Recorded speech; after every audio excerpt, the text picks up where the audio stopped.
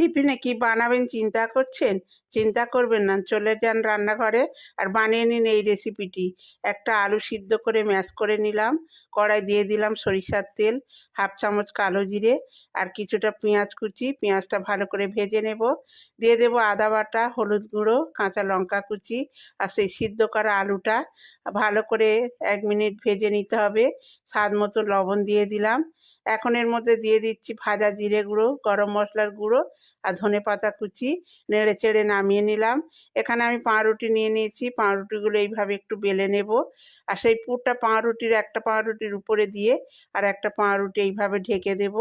কড়াই দিয়ে দিলাম বাটার। এবার পাউরুটিগুলো এপিট ওপিট করে ভালো করে ভেজে নিতে হবে। ভেজে নিলেই তৈরি হয়ে যাবে টিফিন রেসিপি।